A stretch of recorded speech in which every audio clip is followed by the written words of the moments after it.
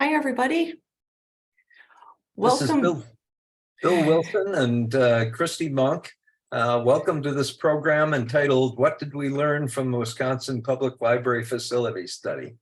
I'm Bill Wilson. With me is Christy Monk. Hello. Christy and I work for FEH Design, an architectural engineering and design firm with offices in Iowa and Wisconsin. Christy is an architect and served as the project manager for the Wisconsin Public Library Facilities Assessment.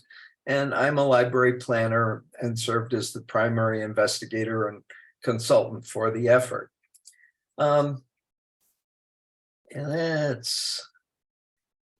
We've got to do a few acknowledgements here, and one of them is source of funding for that assessment. The project was made possible in part by the Institute of Museum and Library Services.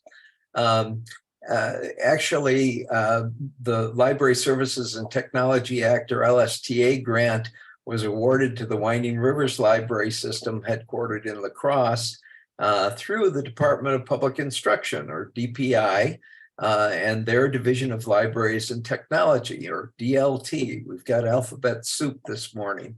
LSTA and IMLS and DPI and DLT.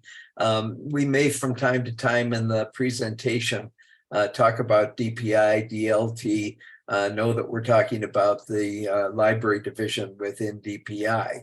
You may have noted on that title slide that there are a whole lot of partners in this project. And just wanted to touch on that for a minute. So bear with us for a moment. We'll get into the substance of the presentation shortly. But I mentioned IMLS. This is one of the early efforts of something called Library Building Spaces, which is an effort statewide to create resources that will help libraries moving forward with their facilities planning process. So part of the Library Building and Spaces project, the money for the actual assessment came from Institute of Museum and Library Services. They provide dollars to each of the states through something called the Grants to States program. That is DLT and DPI. They worked with the Winding Rivers Library System, offered them a grant to be able to provide this assessment or study to benefit libraries statewide. And they put together sort of a steering team, or core planning team is what we've been calling it. That's made up of Ben Miller from the library division at DPI, Kristen Anderson, the director of the Winding Rivers Library System, and IFLS library director, John Thompson. And we've been working with them throughout. They issued a request for proposal back in November of 2022. And in a competitive process, FEH Design was selected to carry out the project. We started in January 2023, and the end of the project, or the basic end of the project, June 30th, 2023. So basically a six-month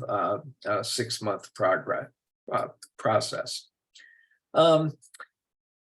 Why did we conduct an assessment of public library facilities? Why is this important? As of April of 2023, a little interesting factoid here, Quick Trip had 459 outlets in Wisconsin.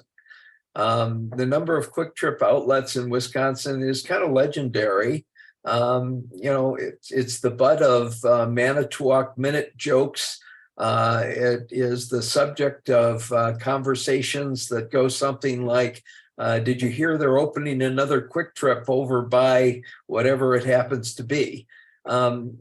If we live in Wisconsin, we know that the Quick Trip chain is everywhere. But did you know that there are almost exactly the same number of public library facilities in Wisconsin as there are Quick Trips? As we said, in April 2023, there were 459 quick trips. As of the same date, there were 458 public library facilities in operation in Wisconsin. The 458 libraries consist of 381 governance units, and depending on how you define branches, either 77 or 79 branch facilities. Two of the state's 381 governance units, the Kenosha Public Library and the La Crosse County Library, are structured without having a building that's designated as a main or central library.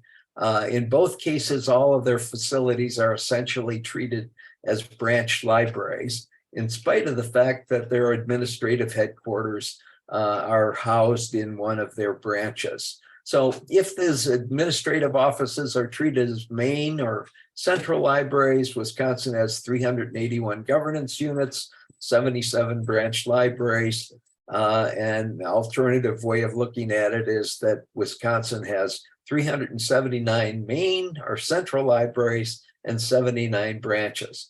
Again, what we get to is an awful lot of libraries, 458 libraries scattered throughout the entire state, from highly urban areas and neighborhoods in Milwaukee down to tiny little libraries. We've got a couple of island libraries. Madeline Island has a library. Washington Island has a library.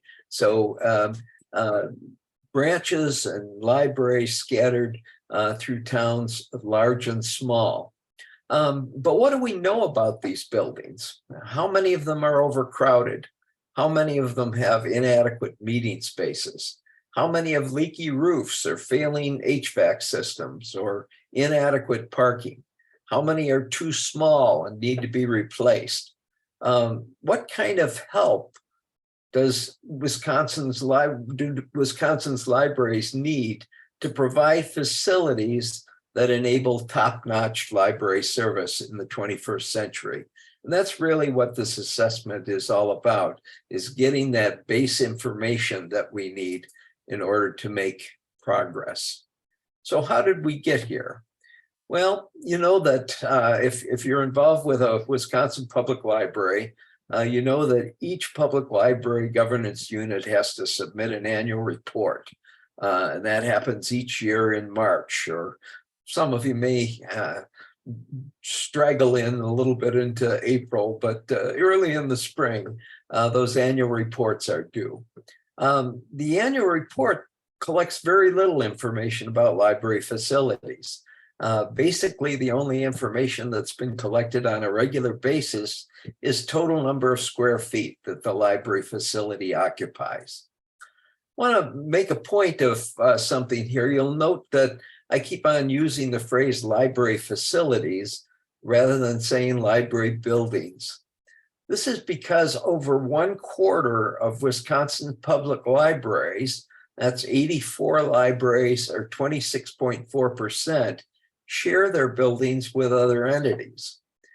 So they're usually in a building that also contains city or town offices of some type.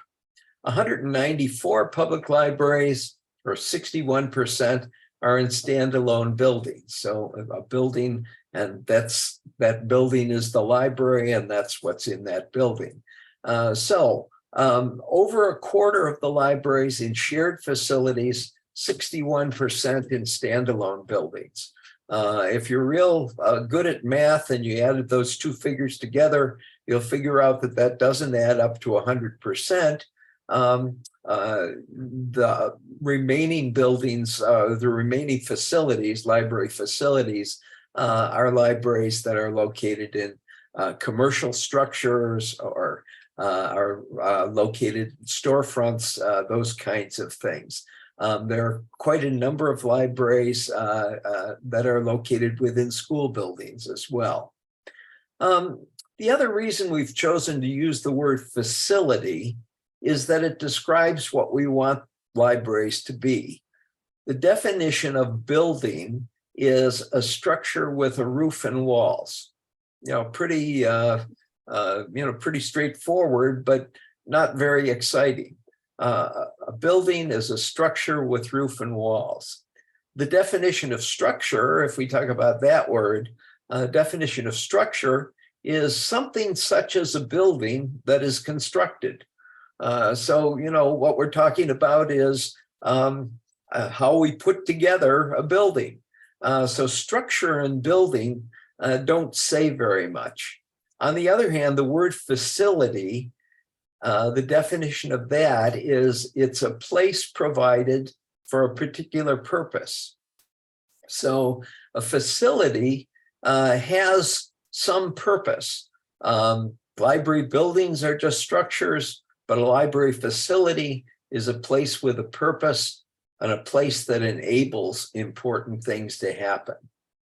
The realization by DPI and DLT and the public library systems that they really lacked a lot of information necessary to help Wisconsin communities improve their facilities is what was really driving this assessment.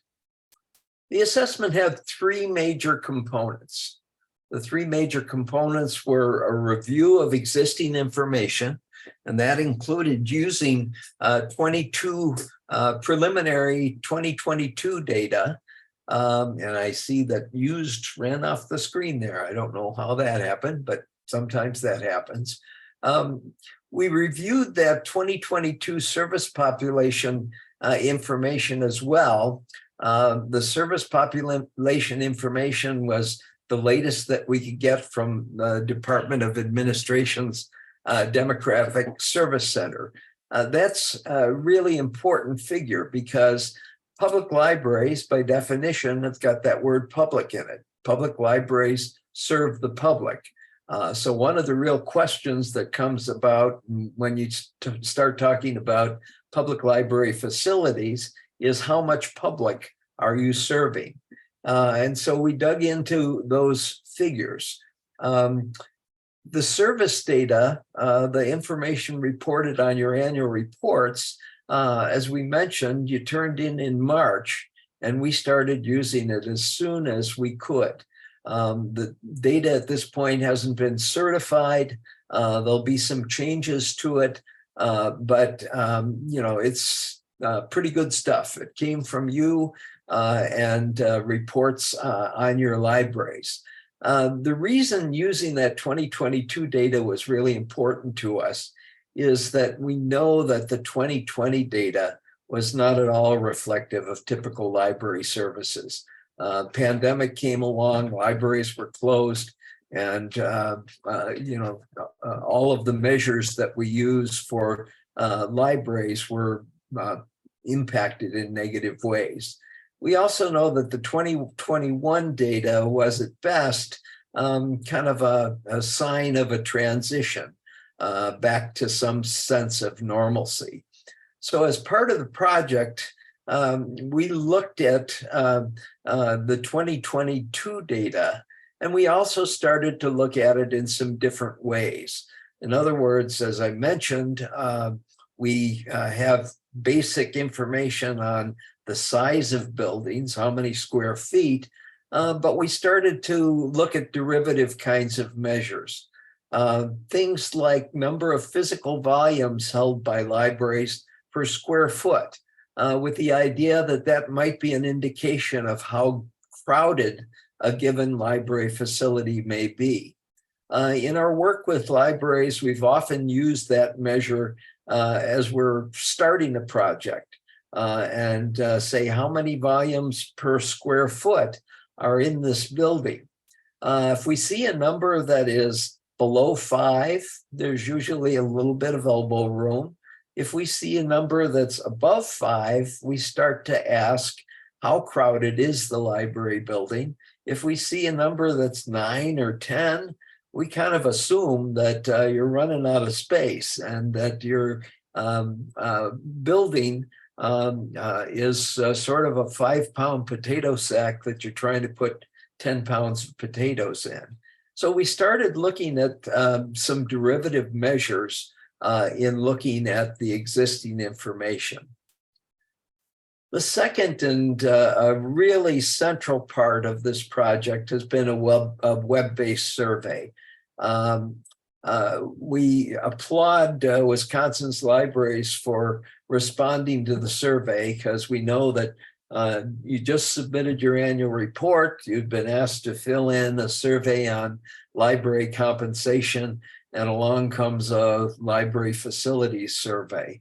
On top of that, it was a facilities survey that often took 20 to 30 minutes for you to fill out. So the fact that 319 of 381 governance units responded to that survey and really took a lot of time to write thoughtful answers to open-ended questions is really, really tremendous.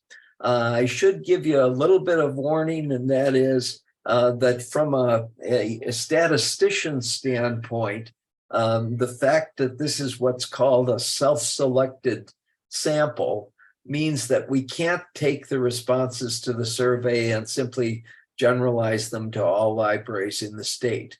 What we can say is X% of libraries that responded to the survey said so-and-so. We can't automatically assume that those percentages apply statewide.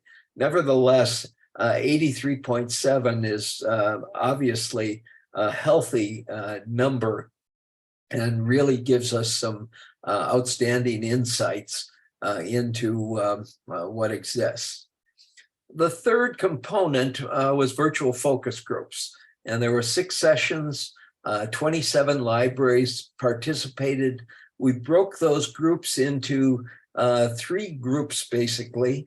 There was one group that had representatives of libraries that had struggled to make progress in spite of knowing that their buildings had significant deficiencies. So, you know, libraries that have been working to try to get to address their building needs, their facility needs, but, you know, haven't been able to make much progress.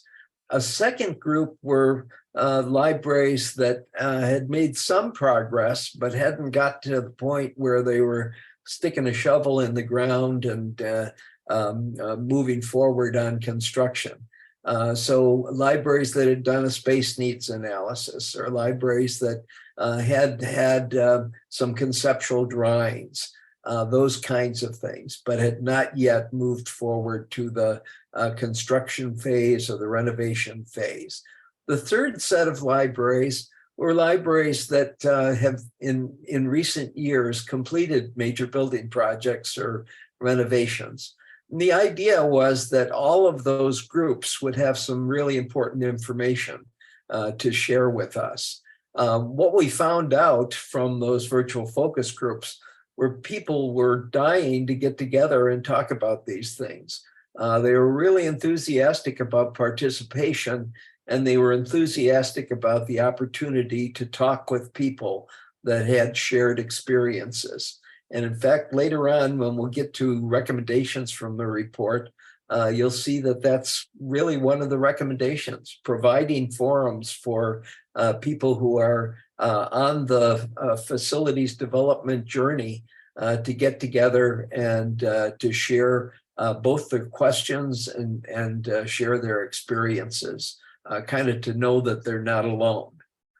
Well, what have we learned? I'm going to present a few little fun stuff things, and then we'll get into some serious stuff. Some of this fun stuff, Christy and I and the other members of the core planning team shared at the WAPL conference. So if you were at the WAPL conference, you're going to see a little bit of a repeat here, but we'll get through this quickly and know that there's a lot of stuff that wasn't covered in the WAPL conference that's coming.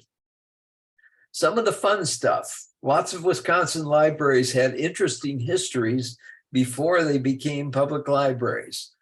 Several were post offices, several were funeral homes. That was a kind of a fun one to find out, that there was more than one library that had been a funeral home before it was a library. A couple of libraries that had been churches in the past, a couple that were banks,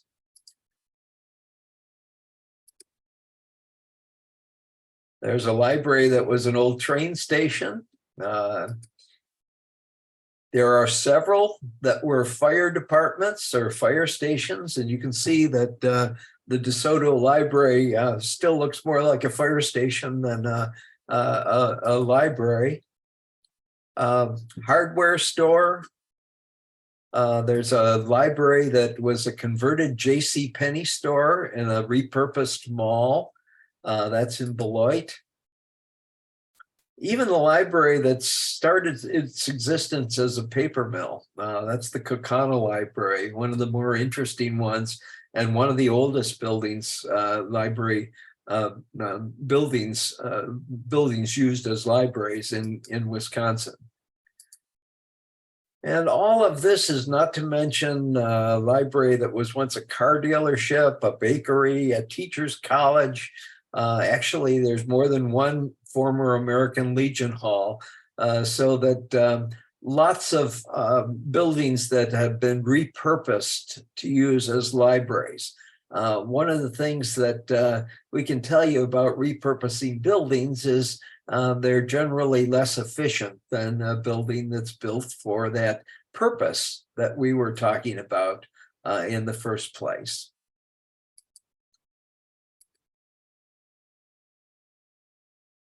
There are a few libraries that were something else that are becoming something better.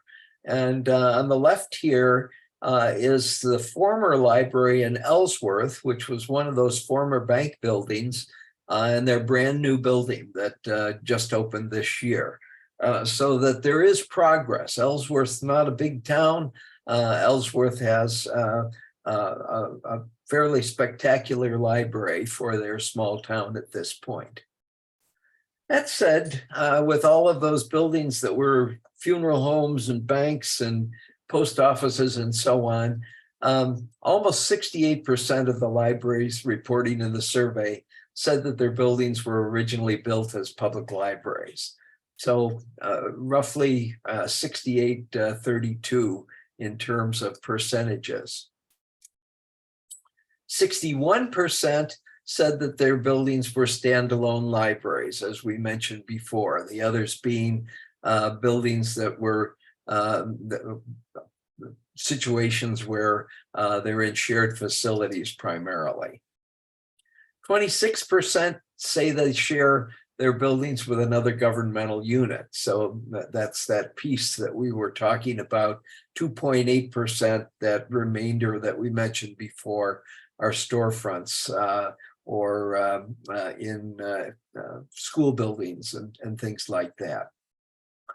Almost 13% said that their buildings were on a historical register or had some historical significance. And this is really important and an important piece of information to know. When a building is on a historical register, it often has some restrictions and some special approvals that need to take place before changes are made. And 12.7% is not an inconsequential number. If you'll remember, we were talking about 381 libraries. Well, we're already in the 40s in terms of numbers of libraries that fall into this category. Almost half of the libraries were built after 1980. And this is a little bit of a surprise to us that, we assume all of those old buildings and old Carnegie buildings and so on, but almost half, 47.3%, built since the year 2000.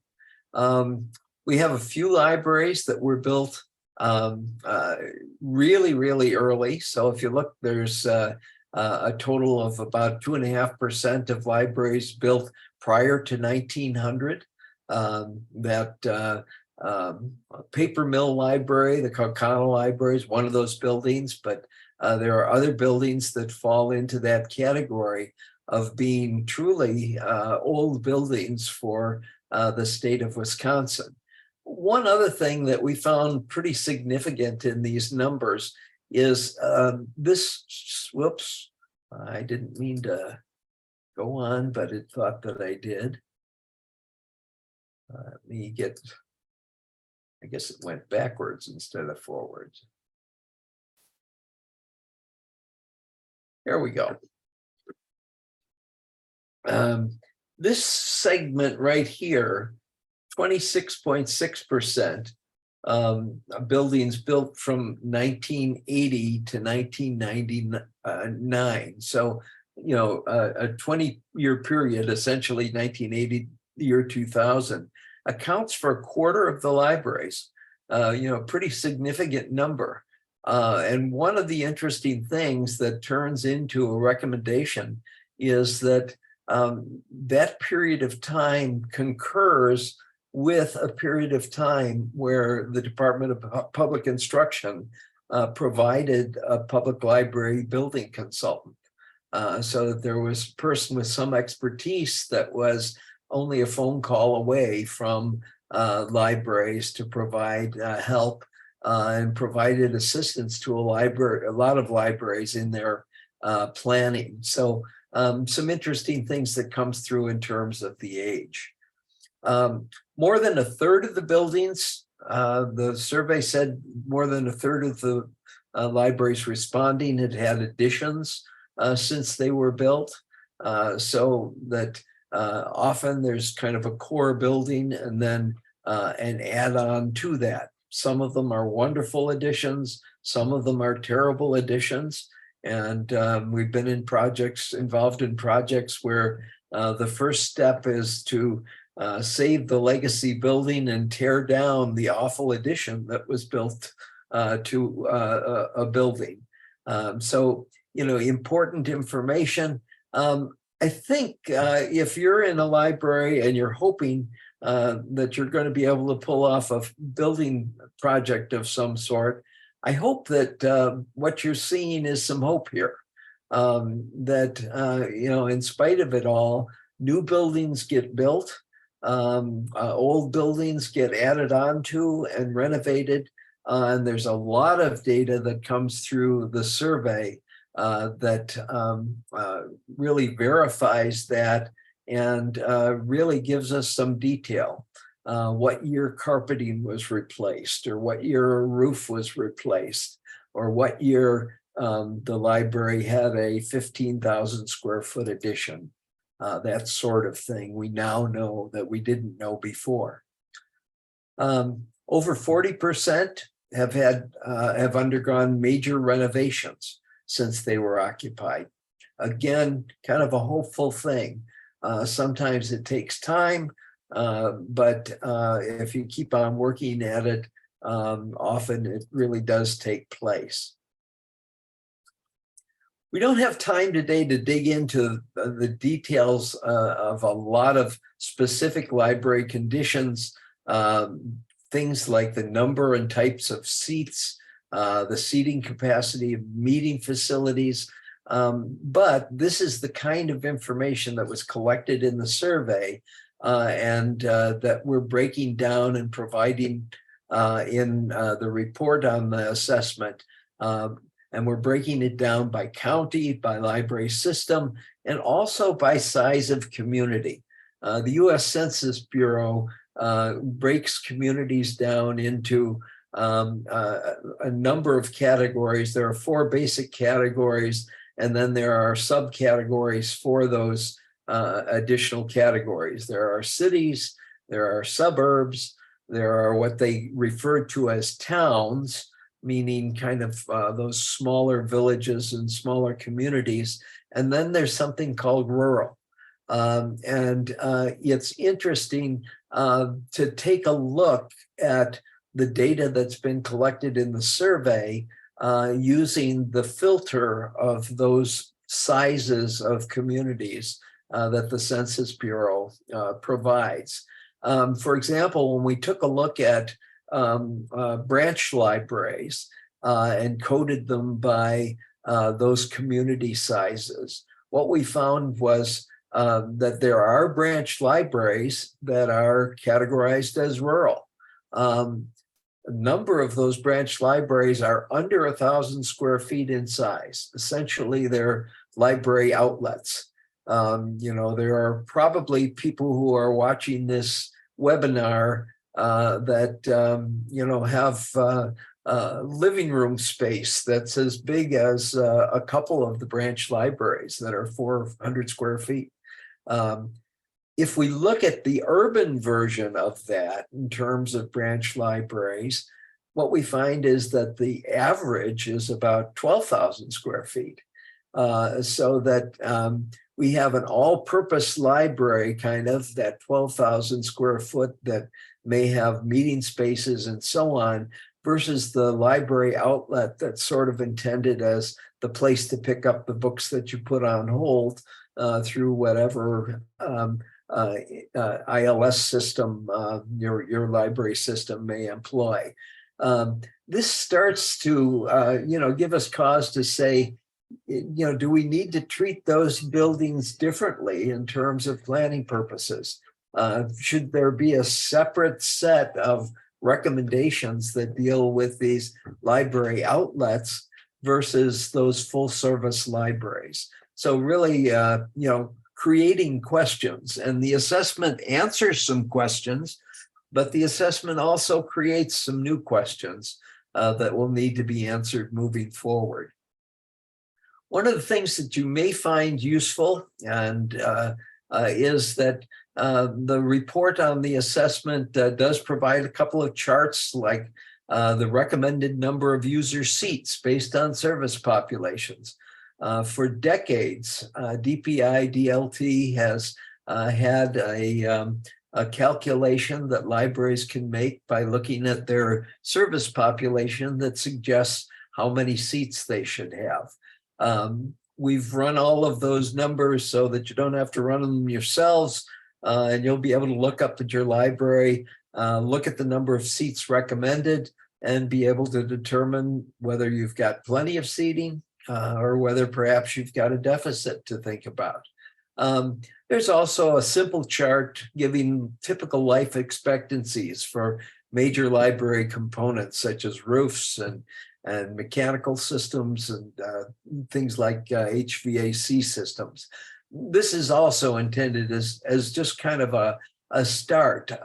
We looked at capital improvements budgets for libraries, and it really appears between the survey data and that information on capital improvements that many libraries, really about 2/3 of them, don't report any capital expenditures on their buildings at all. This is kind of a sign that libraries aren't getting into that regular flow in their communities in a capital improvements plan, for example. And what we want to be able to do is suggest first on sort of a cursory surface level, and later on in a more detailed way, suggest a plan where libraries can look and say, we really need to be talking to the village, or we really need to be talking to the city about some of our long-term needs in regard to some of the systems that have outlived their typical life cycle. All of this kind of information should enable individual libraries to compare themselves to peer libraries. Some of the charts will allow you to take a look at other libraries in your library system, other libraries that serve communities of similar sizes. And it will also be a help to library systems and DLT to develop new tools to help libraries and to train them and support them effectively. We collected some information in the survey about renovations and roof replacements and so on. I don't think that this chart will surprise people, but we asked respondents to identify their library's deficiencies. What we found out was the greatest deficiency that got mentioned was inadequate meeting spaces. So the big one, inadequate meeting spaces, followed closely by inadequate storage space. Sound familiar? Inadequate staff workspace came next. These are really large percentages. And these are libraries saying, we really do have some deficiencies that impact what we're able to do with our buildings. And I'll take it all the way back to, that facilities word. Facilities need to facilitate services, and having the adequate spaces to facilitate those services, such as programming, means having adequate meeting spaces. And we've got 72% saying we don't have adequate meeting spaces. One of the interesting findings of the survey was that after the simple lack of funding, when we ask the question, what would help most? Obviously, the answer is send hard, cold cash. There's no substitute for that. And, perhaps sometime in the future, Wisconsin might find itself on a list with some other states that have state-funded subsidies for libraries that are building their facilities. There are quite a number of states that have at least matching programs that help libraries with construction purposes. But after the hard, cold cash, one of the things that was seen as a big barrier is who else in town is trying to raise money for a major capital project. It may be a new police station.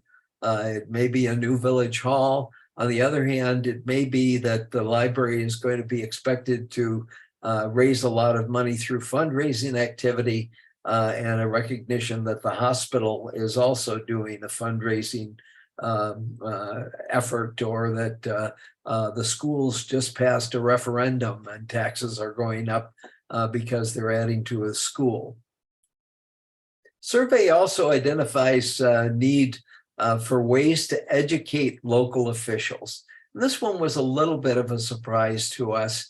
Not that we didn't know that there were local city council members and town board members and county board members that question the need for libraries. Isn't everything on the internet? That kind of saw that librarians here on a regular basis.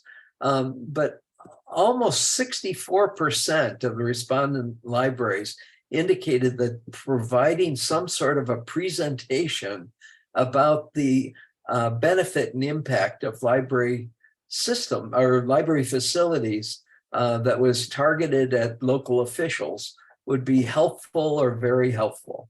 So people were saying, help us out, help us convince people that libraries are important, and that if we invest in those libraries, something good will happen. What comes out of that is a recommendation in terms of, sort of a roadshow that, canned presentation, or a presentation that library system directors might be able to, bring to local officials and share with them, and share perhaps the successes of peer libraries and information that really would resonate with those individual libraries. So this begs the question, where do we go from here? I'm going to cover, just click through some of the recommendations here. First, we know that if this data that we've collected through the survey is going to be really helpful, we've got to continue to collect it. What we've got here with the survey stuff is a snapshot in time. Should we be collecting more through the annual report? You don't want the annual report to be a whole lot longer. Nobody wants to collect information that's not going to be used.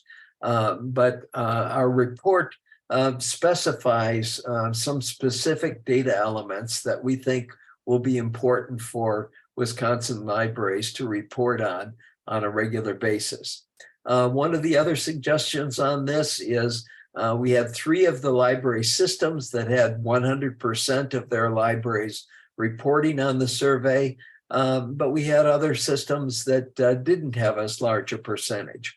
One step in the right direction would be to have the systems that had lower response rates, and all of them were well over 50%. So it isn't as if there are systems that don't have libraries responding, but it would be helpful for those library systems to kind of complete the survey, to check in with the libraries that didn't respond and ask them to submit the data that was collected in the survey.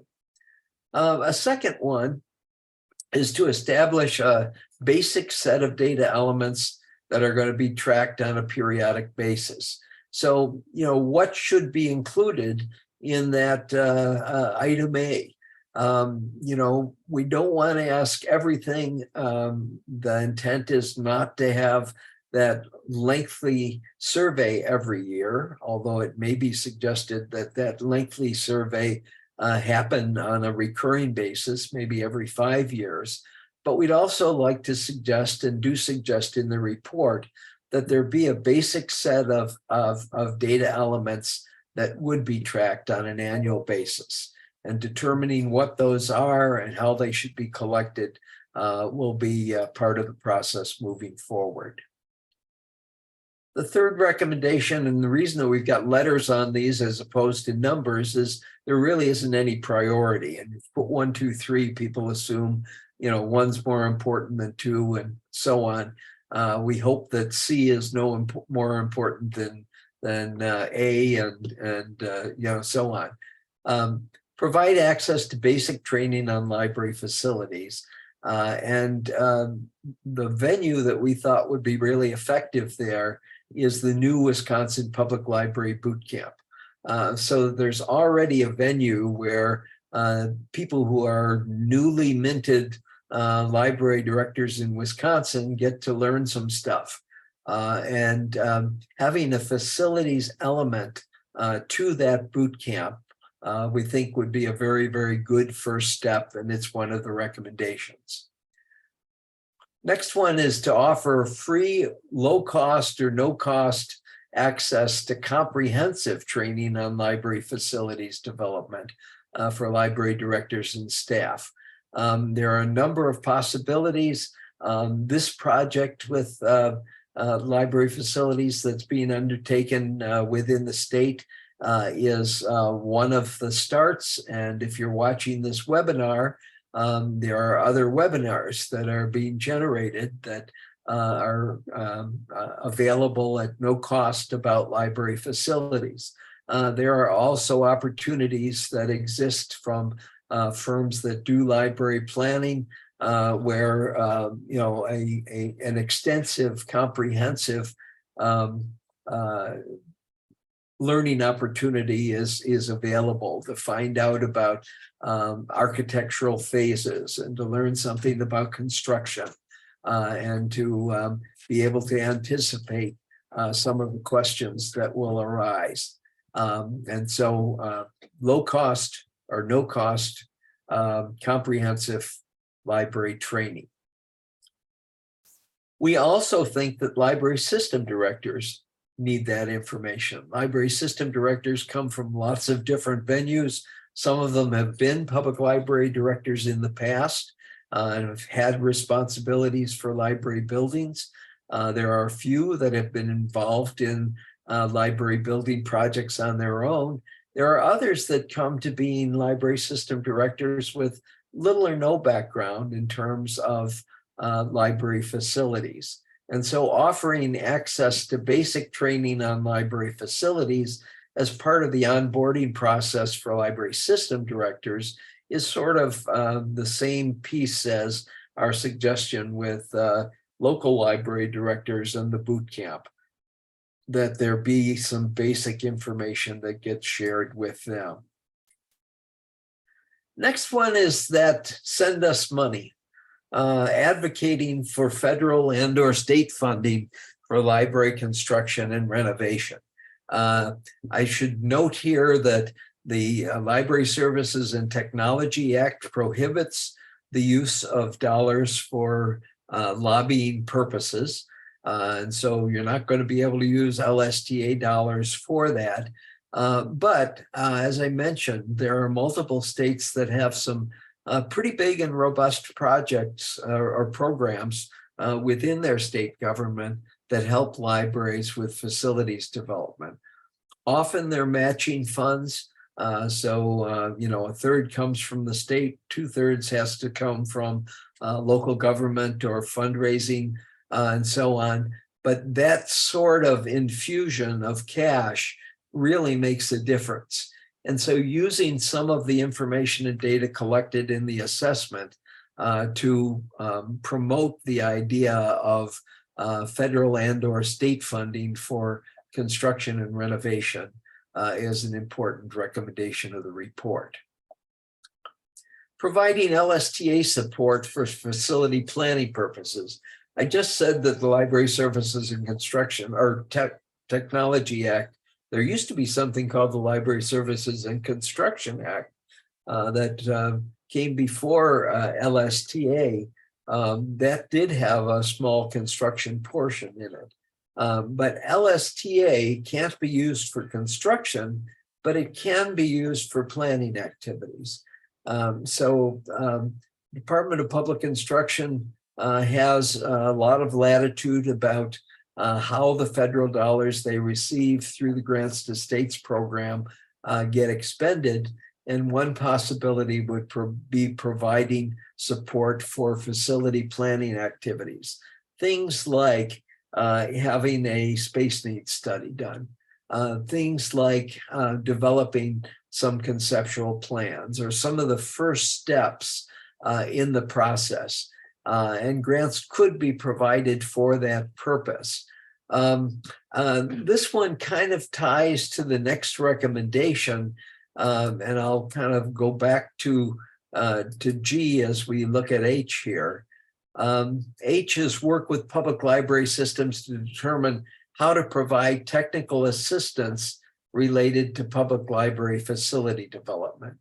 You know, we mentioned way back when we were showing that graph that said that about a quarter of the libraries had been built between 1980 and the year 2000, that period corresponded when with the period when DPI had a library building consultant.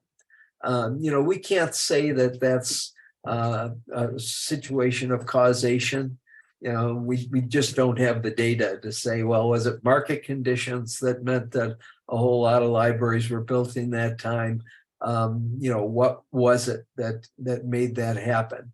But in the focus groups that we conducted, we found that a couple of systems where system staff has some facilities expertise really found that helpful. The IFLS system, John Thompson, the director of that system, knows a lot about library buildings and has been very, very helpful to libraries, and that got mentioned multiple times. The South Central Library System has a person on staff that helps with library development. If a library is in the South Central system, our understanding is that they can have a space needs analysis performed at no cost. There's a lot of help that is offered in terms of equipment and furnishings within libraries and so on.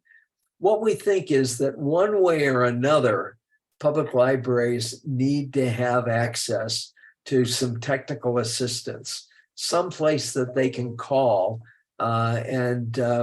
without signing a contract, get some advice and get some help. That could be provided in a number of ways. We don't think that the state is about to authorize new position authority for DLT to hire a building consultant again. That's pretty unlikely at this point. However, dollars could be allocated either through systems going together and saying, let's pool a little bit of money from each of us maybe on a proportional basis based on the number of libraries that we've got, and have a person that serves all of the library systems. Could LSTA dollars be used for a contract with a library consultant or a firm that can provide that expertise? The point is, one way or another, we need to look at and figure out how individual libraries can get access to that technical assistance. Item I, oversee the development and deployment of a robust library facilities toolkit. This is the idea of having those tools that libraries can go to and use easily. The identification of peer libraries, the identification of measures that are related to how efficient or effective their libraries are being at offering things like programs. How crowded are they? All of those things. What are the guidelines? What are the numbers that can be used? I mentioned the inclusion in the report of something that gives some life cycle estimates on various components of buildings. That needs to be much more detailed. We can say that a roof typically lasts 20 to 30 years, but it depends on what kind of roof it is. And so, there needs to be more detail there in order to provide a really robust facilities toolkit that libraries can use and depend on.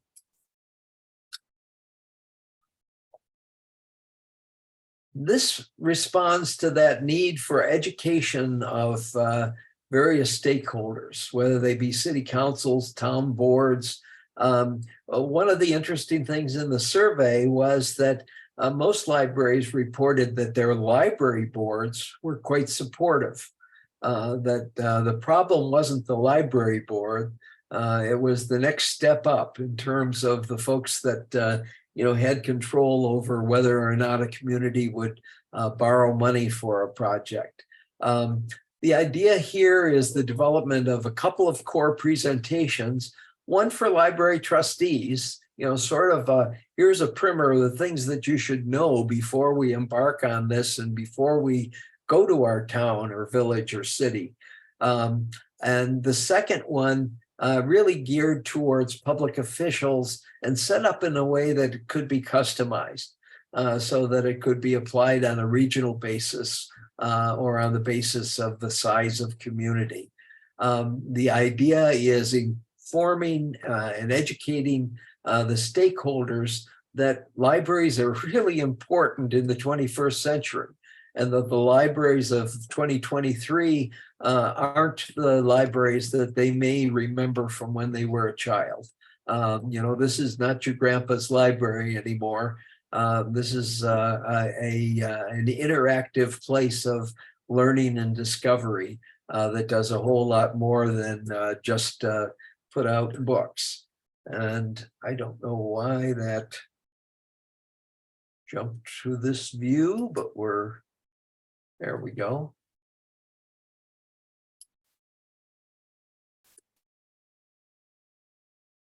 And just two more.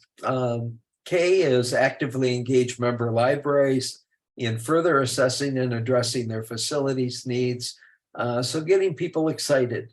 Apathy and, that sense of, boy, we tried this before and didn't get anywhere is certainly out there. One of the great things about the focus groups were there were a couple of people who participated in the focus groups that said, we were making some progress and then COVID came along and we sort of went off the tracks. Maybe we need to get back to that. So getting people excited about the fact that an improved library facility will actually have impacts on the results that come out of their libraries, that more robust programming, greater door counts, more people involved with their libraries, and that's good for local funding as well. And then the last of the recommendations, increase the level of collaboration between and among systems and Department of Public Instruction in regard to library facilities development. Right now there are a few of the systems that really are engaged in that area, but having that conversation between and among the Department of Public Instruction and library systems about, what can systems do to help. I mentioned the focus groups and mentioned that participants from a couple of systems identified IFLS and the South Central Library System as being helpful to them because they had that technical expertise. Well, in fact, another library system got mentioned because one of the things the library system did was to fund an outside organization to come in and do an ADA assessment of all of their buildings. So that there are a lot of things that could be done and many things that might be done in collaboration with multiple systems. So multiple systems may be able to go together and make something happen. Similar to the fact that, this got started with the Winding Rivers Library System saying, we need some more information. This is a canned webinar. We're recording this without a live audience. But one of the really great things is that question and answer. We mentioned the focus groups and the reception to those focus groups. You'll see information relatively soon about a live question and answer session that will be scheduled to talk about this particular assessment. There will be other live question and answer sessions that will be held based on the content of some of the other webinars that will be developed. So with that, back to saying the project, the assessment was made possible by the Institute of Museum and Library Services.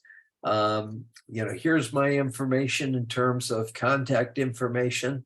I did all the talking today, but Christy is with us as well and will be for available for that question and answer period or question and answer session that will be held along with representatives of that core group. Again, lots of partners. We thank the Library Buildings and Spaces effort for providing this venue and this opportunity to present information about the library assessment. We thank individually, Ben Miller from DPI, Kristen Anderson from Winding Rivers Library System, and John Thompson from IFLS for all of their efforts in helping us out in making this project a reality. Obviously, we thank the IMLS for providing the dollars for this. And finally, the public library systems of the state really stepped up to help us get that tremendous response to the web survey. And, we're seeing them as partners moving forward. If you represent a library that has facilities needs, don't be afraid to contact your library system. Don't be afraid to contact the Department of Public Instruction saying, we've got some questions. All of these entities are in the process of sort of building the toolkit and resources so that libraries will be able to make progress in providing the kinds of facilities that will enable quality library services in the future. So with that, I will, end the show here and we'll stop the share so that you can take a look at our smiling faces for a moment.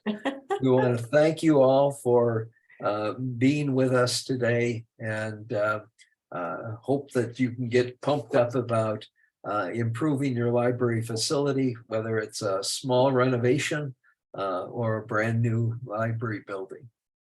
Thanks, Yes. and have a great time. Thanks, everybody. Bye now.